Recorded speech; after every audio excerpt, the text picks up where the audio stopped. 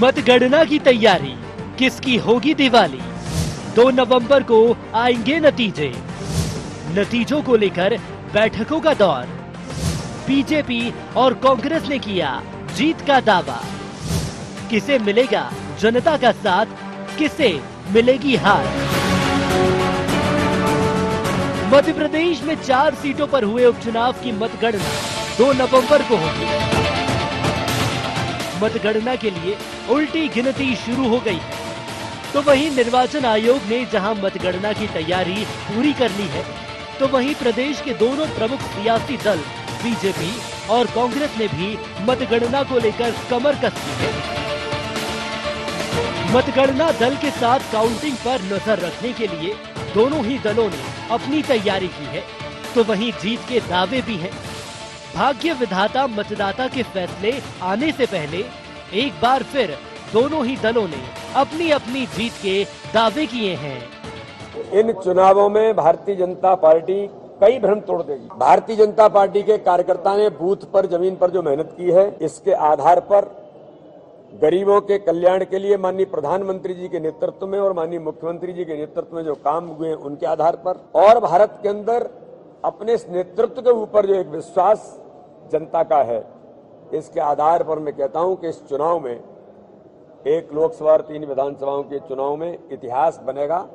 हम ऐतिहासिक बहुमत से जीतेंगे। पूरा विश्वास है कि मध्य प्रदेश का जब हर वर्ग तरस थे, ये मध्य प्रदेश की आज की तस्वीर अपने सामने रख के सच्चाई का साथ देगी और हम 4 सीटों में विजयी होंगे।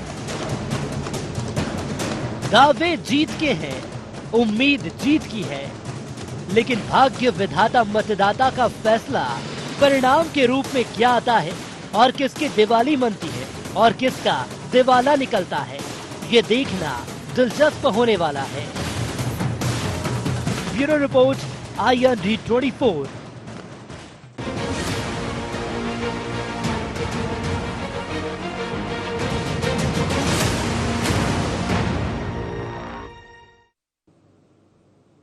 नमस्कार, IND एजेंडा में आपका स्वागत है। मैं हूं आपके साथ नाज़रीन नकवी।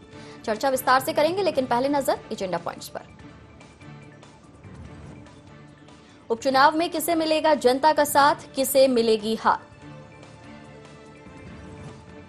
परिणामों में कोरोना और महंगाई का कितना दिखेगा असर? दोनों पार्टियों के एक दूसरे पर धांधली के आरोप कितने जायज? क्या 2023 के चुनाव का सेमीफाइनल साबित होंगे परिणाम? जी हां, 2023 का शंखनाद माना जा रहा है इन उपचुनावों को। और अब साथ ही साथ ये भी देखना होगा कि आखिर दावों में किसके ज्यादा दम नजर आता है, जनता किसका साथ देती हुई नजर आती है, क्योंकि मतगणना के लिए उल्टी गिनती की शुरुआत हो चुकी है। निर्वाचन आयोग ने इसके लिए पूरी तैयारियां कर ली हैं और साथ ही साथ देखा जाए तो दोनों प्रमुख सियासी दलों ने भी कमर कस ली है, क्योंकि मतगणना पर भी खास नजर रखने की बात कही जा रही है। लेकिन सवाल ये है कि आखिर कौन से वो मुद्दे होंगे जिस पर जनता ने अपने मत का इस्तेमाल किया है और किसे चुना होगा। बहरहाल चर्चा को विस्तार देते हैं और जानने और समझने की कोशिश करते हैं कि आखिर ये परिणाम सियासत में किस तरीके की दिशा और दशा को तय करेंगे। हमारे साथ स्टूडियो से जुड़ रहे हैं वरिष्ठ पत्रकार संदीप पौराणिक जी, बहुत स्वागत है आपका।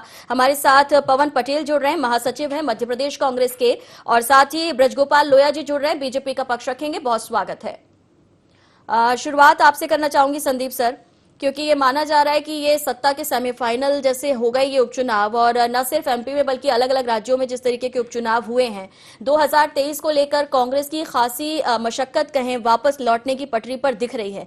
लेकिन मध्य प्रदेश में कुछ आरोप प्रत्यारोप हमेशा गरमाते रहे, दल बदल हमने देखा और कांग्रेस से मोह भंग होता हुआ कांग्रेस के नेताओं का देखा। तो ऐसे में कितने ज्यादा दिलचस्प होंगे कल की मतगणना की बात करें? देखिए नाज़रीन जी, ये चुनाव जरूर छोटा था मगर मैदान बहुत बड़ा था। कारण उसका यह है कि मुद्दे बहुत थे। ये वो मुद्दे हैं जो जनता के बीच पहुंचे हैं। चुनाव का ये नतीजा जो आएगा, ये आप मान के चलिए कि 2023 के पहले का सेमीफाइनल होगा, क्योंकि इससे माहौल बनेगा। दोनों ही दलों ने पूरी ताकत झोंकी। अगर हम मध्य प्रदेश की आके बात करते हैं तो दोनों ही दल प्रचार के मामले में पीछे नहीं रहे हैं, उन्होंने पूरी ताकत लगाई है। इस चुनाव के जो नतीजे आएंगे वे आने वाले चुनाव जिसको हम 2023 की बात कर रहे हैं उसकी ये तैयारी का एक आगाज तो कर ही जाएंगे। जो दल जीतेगा उसे बढ़त मिलेगी और उसी आधार पर वो 2023 की तैयारी करेगा। इसलिए महत्वपूर्ण है कल के जो नतीजे आने वाले हैं। बिल्कुल, लेकिन नतीजों के पहले अगर हम समझे पवन जी आपसे, नतीजों के पहले बहुत शिकवे शिकायतें, बहुत ज्यादा आरोप प्रत्यारोप भी गरमाया है। जब तक वोट डाले जा रहे थे तब तक दोनों ही दल एक दूसरे पर आरोप भी लगा रहे थे, निर्वाचन आयोग जाकर शिकायतें भी कर रहे थे। तो ऐसे में ये आरोप लगाना और उसके बाद की सियासत को देखना कैसे देखते हैं आप? देखिए, जीत तो कांग्रेस की होगी इसलिए कि आम मुद्दे, आम जनता के मुद्दों पे चुनाव लड़ा गया था। और जो आरोप प्रत्यारोप की बात करती है, अगर इनके पास शासन सत्ता इनकी है और ये हमारे ऊपर आरोप लगा रहे हैं तो अपने आप समझ में आता है कि किस तरह का आरोप लगा रहे हैं। आज इनके मंत्रियों को देखा जाए, जब आचार संहिता लगी हुई तो उस ड्यूरेशन में उस शहर से हट जाना चाहिए जहाँ चुनाव हो रहा, लेकिन वहाँ पे वो मौजूद थे। इस टाइप की अनेकों घटनाएं इन्होंने घटाई। उस कारण से इस बार पूरा विश्वास है कि आम जनता जो कांग्रेस पार्टी को चुनेगी, क्योंकि आज इस देश का कोई भी वर्ग नहीं है जो भारतीय जनता पार्टी के कारण परेशान ना हो, चाहे युवा हो, चाहे किसान हो, चाहे मजदूर हो, चाहे नौजवान हो। महंगाई इतनी ताबड़तोड़ मची हुई है कि इस आधार पे भारतीय जनता पार्टी के नेता बोलते हैं कि वो जीत रहे, हमें समझ से परे है। अगर ये आम जनता की बात करेंगे, किसान देखेंगे, किसान वहां धरने पे बैठे हुए हैं, नौजवानों को रोजगार नहीं मिल रहा है, उसके बाद ये दावे कर रहे हैं कि जीत जाएंगे, समझ से परे। वो प्रदेश में कहीं नहीं बैठे हैं, प्रदेश की सीमाओं के आसपास भी नहीं बैठे हैं। तो ऐसे में अगर प्रदेश में चुनाव है तो महंगाई का मुद्दा हो, पेट्रोल डीजल का मुद्दा हो, सीधे सीधे ये सारे मुद्दे केंद्र से जुड़ जाते हैं। तो ऐसे में आपको लगता है कि ये जो मुद्दे थे जिनका बार बार कांग्रेस ने जिक्र किया, ये जनता ने समझे होंगे? नहीं, मुद्दे केंद्र से जुड़ जाते हैं तो केंद्र में भी भारतीय जनता पार्टी की सरकार है। पिछले चुनाव में इन लोगों ने जो वादे किए थे उसका क्या हुआ पूरी जनता के सामने है। खरीद फरोख्त करने में माहिर हैं। बाबा साहब भीमराव अम्बेडकर के संविधान की इन्होंने धज्जियां उड़ा दी। कभी भी उपचुनाव पहले ऐसे नहीं हुआ करते थे जो पिछले समय चुनाव देखने को मिला, जिस टाइप से उपचुनाव हुआ। ये हमारे विधायकों को तोड़ने का और सिर्फ कांग्रेस पार्टी की बात करने का काम करते हैं। कभी भी इन्होंने अपने कामों को बताने का प्रयास नहीं किया। कोई भी भारतीय जनता पार्टी का नेता कभी अपने कामों पर वोट मांगता हुआ नहीं दिखा। कभी कोई भारतीय जनता पार्टी का नेता 2014 के बाद की बात नहीं किया। आज भी भारतीय जनता पार्टी का नेता कांग्रेस की बात करेगा, कमलनाथ जी की बात करेगा। हमें कमलनाथ जी के 15 महीने के सरकार के कामों पे विश्वास है। जो उन्होंने 27 लाख किसानों का कर्जा माफ किया, ये जितनी जगह चुनाव हुए वह सब ओबीसी बाहुल्य सीट है और ओबीसी वर्ग को कमलनाथ जी ने 27% आरक्षण दिया। ये सिर्फ बतौलेबाजी करते रह गए, आरक्षण की बात करते रह गए। 15 साल तक इनकी सरकार थी, शिवराज सिंह चौहान जी मुख्यमंत्री थे, लेकिन उन्होंने ओबीसी वर्ग को सिर्फ ठगा है और उसको आरक्षण नहीं दिया, जो अपने आप सिद्ध है। तो इस समय जो कमलनाथ जी के काम है और आम जनता जो भारतीय जनता पार्टी से प्रताड़ित है, वो इस प्रदेश में कांग्रेस पार्टी को जीत दिलाएगी। युवाओं की बात आप भी कर रहे हैं, ब्रजगोपाल जी, आप भी युवाओं की बात करते हैं, किसानों की बात करते हैं। ये बात और है, कांग्रेस कह रही है आप महंगाई पर बात नहीं करते हैं, आप बेरोजगारी पर बात नहीं करते हैं, आप कई और ऐसे मुद्दे हैं जो कांग्रेस कह रही है कि सारे घोषणा पत्र में थे लेकिन आप उस पर बात नहीं करते हैं, आप कमलनाथ जी की बात करते हैं। तो क्या कमलनाथ जी को मुद्दा बनाकर, क्या कमलनाथ जी पर आरोप लगाकर बीजेपी ये 4 सीटें जीतने वाली है? दावे तो आपकी तरफ से। देखिए नाजनीन जी, मैं आपको एक बात बता कि हम कमलनाथ जी पर आरोप नहीं लगाते हैं, उनके कार्य प्रणाली पर आरोप लगाते हैं। जो लोग मध्य प्रदेश में 973 झूठ बोलकर सरकार में आए थे, जिन्होंने कहा था कि 10 दिन में किसान का कर्जा माफ कर देंगे, परंतु 15 महीने सरकार में रहे, नहीं कर पाए। जिन्होंने कहा था कि बेरोजगारों को 4000 रुपए महीना देंगे, 15 महीने सरकार में रहे, एक बेरोजगार को नहीं दिया। जिन्होंने कहा था महिला स्व सहायता समूहों का 1 लाख तक का कर्ज माफ कर देंगे, 15 महीने सरकार में रहे, नहीं किया। क्या किया ये कि जो ऐफा अवार्ड आपके मैनिफेस्टो में नहीं था वो आप करवा रहे थे, रेत माफिया को संरक्षण दे रहे थे, वल्लभ भवन को भ्रष्टाचार का अड्डा बना रहे थे, ये काम आप कर रहे थे। और जहां तक भारतीय जनता पार्टी इन चुनावों में गई है, हम अपना काम तो सबसे पहले जनता को बताते हैं कि जो संबल योजना कमलनाथ जी ने बंद कर दी थी उसे हमने वापस से चालू किया है। ये जो गरीबों का संबल था, अरे आपने गरीब का निवाला भी छीन लिया और कफन तक छीनने की कोशिश की। जो हम अंत्येष्टि की राशि देते थे आप वो नहीं कर पाए। मुख्यमंत्री कन्यादान योजना की आप राशि बढ़ाने की घोषणा तो की, परंतु दी किसी को नहीं। बच्चों के लैपटॉप और टैबलेट आप नहीं दे सके, वो सब देने का भी काम किया है और उनको बताने का भी काम किया है। हम अपनी उपलब्धियों के सहारे जा रहे हैं कि मध्य प्रदेश किस तरह आत्मनिर्भर मध्य प्रदेश बन रहा है। जो मध्य प्रदेश में सड़कें नहीं थी, आज शानदार सड़कें हैं। जिस मध्य प्रदेश को अंधेरा प्रदेश कांग्रेस ने छोड़ा था, वो आज रोशन प्रदेश है और दूसरे राज्यों को बिजली देता है। यही हम जनता को बताने जाते हैं और ये भी बताने जाते हैं कि कांग्रेस, राजा, नवाब सबने मिलकर अगर इस प्रदेश में 7.5 लाख हेक्टेयर की सिंचाई क्षमता विकसित की थी, तो हमने 15 सालों में ठीक है, मैं संदीप सर से समझना चाहूंगी।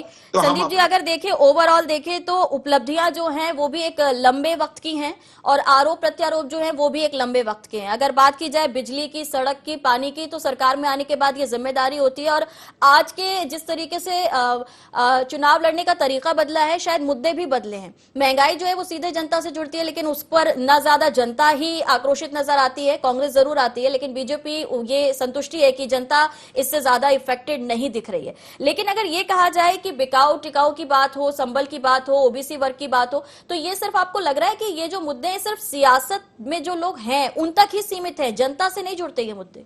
देखिए नाज़रीन जी, जो भी सत्ता में रहता है उसका काम है जनता की जरूरतों को पूरा करना। सड़क, पानी, बिजली, ये तो आपका नैतिक दायित्व है ना, जिम्मेदारी है, क्योंकि आप चुनाव जीत कर आए हैं, ये तो आपको करना ही है। नहीं करते हैं तो जनता आपको बाहर कर देती है। जहां तक आपने मुद्दों की बात की है, वास्तविकता यह है कि देश में महंगाई एक मुद्दा है, कोरोना एक समस्या मुद्दा रही है, लेकिन मुद्दा कब बनता है हमें यह समझना होगा जब विपक्ष अपनी भूमिका बेहतर तरीके से निभाता है।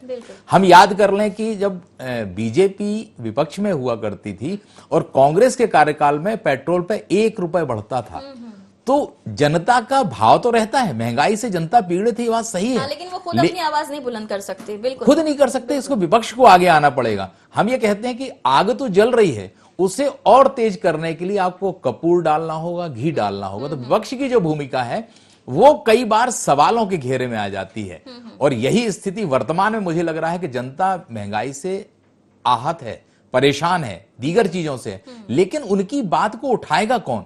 विपक्ष को वो जिम्मेदारी। एक बात शायद आप भी सहमत होंगे संदीप जी कि कांग्रेस को एक लंबे वक्त से मैं खुद सुन रही हूँ, कांग्रेस जिस तरीके की बात करती है, जो संवाद करती है, उसमें ऐसा लगता है कि वो अपनी बात भी खुद नहीं उठा पा रही है। उनका कहना होता है कि उन्हें प्रदर्शन के लिए इजाजत नहीं मिल पाती है, वो अपनी बात नहीं रख पाते हैं, वो एकजुट नहीं हो पाते हैं, अंतर्द्वंद बहुत ज्यादा है पार्टी में, और इस वजह से शायद वो जो एकजुटता जिसकी आप बात कर रहे हैं वो दिख नहीं रहा है कांग्रेस में।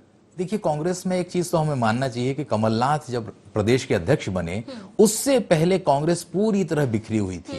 कमलनाथ के आने के बाद कांग्रेस एक हुई, एक का नतीजा हमें देखने मिला वर्ष 2018 के चुनाव में, लेकिन उसके बाद हमने देखा तो फिर बिखरी पार्टी और टूट गई, सिंधिया टूट गए। आज जो स्थिति है वो सक्रियता सिर्फ कमलनाथ की है। बाकी कई बार ऐसा लगता है जितने बड़े नेता हैं, चाहे दिग्विजय सिंह हो, चाहे सुरेश पचौरी हो, अजय सिंह हो, ये शांत बैठे हुए हैं। आखिर सवाल यह है कि आखिर ऐसा क्यों हो रहा है? क्यों लोगों की बात ये विपक्ष नहीं उठा पा रहा है? लड़ाई जनता की आपको लड़नी पड़ेगी, तब जनता आपके साथ खड़ी होगी, मेरा अपना ये मानना है। बिल्कुल। क्या कहेंगे पवन सर, क्या बात है कि सब एकजुट नहीं दिखते? देखिए, सब एकजुट हैं, कई बार दिखना अलग होता है, करना अलग होता है। आज जो महंगाई के मुद्दा है, जो कई सारे मुद्दे जो व्याप्त है इस पूरे प्रदेश में, आम जनता उसकी लड़ाई लड़ रही, आम जनता उससे परेशान है। और आदरणीय जी जो अभी बोल रहे थे कि किसानों का कर्जा माफ, ये हमेशा झूठ पता नहीं क्यों बोलते हैं, हमें आज तक समझ से परे है। इनके मंत्री ने एक्सेप्ट किया है कि 27 लाख किसानों का कर्जा माफ किया, इसका ही जवाब नहीं दे पाएंगे। ये 15 साल की बात नहीं करेंगे, ये सिर्फ 15 महीने की बात करेंगे। जब सरकार, जनता, संविधान में संवैधानिक अधिकार था, 5 साल के लिए सरकार चुनी जाती है, और जब 5 साल के लिए चुनी गई तो आपने संविधान के खिलाफ जाकर के क्यों सरकार को गिरा दिया? इसका जवाब इनके पास नहीं है। जब इन्होंने 15 महीने के काम की बार बार बात कर रहे हैं, हम तो कहते हैं वो मील का पत्थर साबित होता कमलनाथ जी का 5 साल, अगर ये काम करने देते फिर से इनकी 60 साल के लिए छुट्टी हो जाती। लेकिन ये डर गए, उस कारण से इन्होंने विधायकों की खरीद फरोख्त करके, आधे से ज्यादा भाजपा में कांग्रेस के लोग हैं, ये अपने दम पे कभी चुनाव लड़ते नहीं, हमेशा कांग्रेस की बात करते हैं, कांग्रेस के विधायकों को खरीदते हैं। अरे जब कांग्रेस का विधायक है, आप इतने सच्चे हो तो मत लो, कोई आ रहा तो मत लो। आप खरीद फरोख्त करते हो, आप उसको लालच देते हो। और जहां प्रोग्राम की बात करती, 50 प्रोग्राम का मैं खुद गवाह हूं कि छोटे छोटे प्रोग्राम के लिए परमिशन नहीं देते हैं। इनके बड़े प्रोग्राम हो जाते हैं, कोरोना नहीं फैलता, हमारे छोटे से प्रोग्राम से कोरोना फैल जाता है। ऑक्सीजन की क्या स्थिति है? ऑक्सीजन के कारण एक भी व्यक्ति की मौत मौत नहीं हुई। अभी इन्होंने कोविशील्ड इंजेक्शन में रिकॉर्ड बना दिया। इनको सिर्फ और सिर्फ रिकॉर्ड बनाने का शौक है, आम जनता की भावनाओं से इन्हें कोई मतलब नहीं। पेट्रोल का इतना सब आप जो कह रहे हैं कि जो नहीं किया, बावजूद उसके ये हिम्मत आपको लगता है कि बीजेपी कहां से लाती है, खुद प्रदेश के मुखिया कहां से लाते हैं कि वो जनता के बीच जाते हैं, सभाओं की रैलियों की बात करें कांग्रेस से ज्यादा करते हैं? तो इस पर आप क्या सोचते हैं कि आखिर बीजेपी किस तरीके से सोचती है? किसी को आदत लग जाए गलत ढंग से अपने नतीजों को पाने के लिए, तो इससे बड़े बड़े झूठ बोल सकते हैं। इतिहास गवाह है कि आज भारतीय जनता पार्टी का कोई नेता 2014 की बात नहीं करता है। 2014 के समय जिन जिन बातों को लेकर सत्ता में आज उनकी बात नहीं करेंगे ये। अगर इनमें दम है, ये चाहते हैं तो सिर्फ उनकी बात करें। 15 महीने की बात तो क्यों करें? 15 महीने में अपने खज्जी करा रहे कि हम 15 महीने में गिरा दिए सरकार। आप 15 महीने की बात मत करो ना, 15 साल की बात करो। आप ओबीसी की हितैषी हो। लेकिन आपने 15 महीने की बात की है जनता के बीच, आपको लगता है कि आपकी 15 महीने की बात और उपलब्धियों को जनता ने समझा होगा? हाँ, समझा है ना, ठीक समझा है। उसी दम पे हम बोल रहे हैं कि हमारी सरकार, हम फिर से इन सीटों में आएंगे और 2023 में हम फिर से अच्छी तरह से कमबैक होंगे। चलिए, कमबैक की बात कर रहे हैं लोया साहब। देखिए, उनको अपने विश्वास में रहना चाहिए, ये उनका अपना अधिकार है, परंतु जहां तक जनता का सवाल है, उसने कभी कांग्रेस का समर्थन नहीं किया। ये बार बार चिल्लाते रहते 2018 का भी सत्य ये है कि मतों की संख्या के मामले में भारतीय जनता पार्टी को ज्यादा मत मिले थे, कांग्रेस को कम। केवल तकनीकी आधार पर, विधायकों की संख्या के आधार पर कांग्रेस सरकार में थी। परंतु आप मुझे एक बार बताइए, आप उपलब्धि तो बताइए अपनी। आपकी उपलब्धि यह है कि 27 महीने में आपके 27 विधायक आपको छोड़कर चले गए। ये उपलब्धि है कमलनाथ जी की, जो प्रदेश अध्यक्ष हैं, मुख्यमंत्री और नेता प्रतिपक्ष हैं। यानी सब अब समस्या, आपने उनको क्यों ले लिया? आप सुनिए, आप बीच में मत बोलिए, आप बीच में मत। मैं आपके बीच में नहीं बोला था, आप शांति नहीं, फिर समय खत्म हो जाता, जहां पे गलत होगा वहां पे मैं बोलूंगा। नहीं, हाँ, नहीं। आपसे मैंने जो पूछा आप उनकी बात करिए। आप 27 लाख, क्या आप 27 लाख किसानों का कर्जा कांग्रेस ने माफ नहीं किया? 27 लाख किसानों का कर्जा कांग्रेस ने माफ नहीं किया। आपके मंत्री ने लिख के दिया है कि 27 लाख किसानों का कर्जा कांग्रेस ने माफ किया। क्या कांग्रेस ने 27% आरक्षण ओबीसी को नहीं दिया? आपकी 15 महीने, आप इनका जवाब दीजिए ना, नहीं दिया क्या? कमलनाथ जी ने 27 दिया कि नहीं दिया? 27 लाख किसानों का कर्जा माफ किया। आप उसकी बात नहीं करते, आप दूसरी बात करने लगते हैं। इन मुद्दों पे बात करिए, इन मुद्दों पे बात करिए जो मैंने पूछा, इसका जवाब दे दीजिए। आप, मैं आपसे निवेदन नाजनीन जी, अब उनको चुप रहे। अब सुनिए आप, श्रीमान जी, आप भी सुन लीजिए। आपने मध्य प्रदेश के सारे किसानों का 54,000 करोड़ कर्ज माफ करने की बात की थी, 5,000 करोड़ नहीं। एक बात। दूसरी बात, आप जिस ओबीसी आरक्षण की बात कर रहे हैं, वो भारतीय जनता पार्टी ने दिया है। आप तो उसे फंसा कर चले गए थे। मध्य प्रदेश के उच्च न्यायालय में वकील नहीं था। और आपको जानकारी बताता हूं, 15 साल तक क्यों नहीं किया फिर आपने? अरे ओबीसी आयोग आपने नहीं, भारतीय जनता पार्टी की नरेंद्र मोदी जी की सरकार ने बनाया है, आपने कभी नहीं बनाया।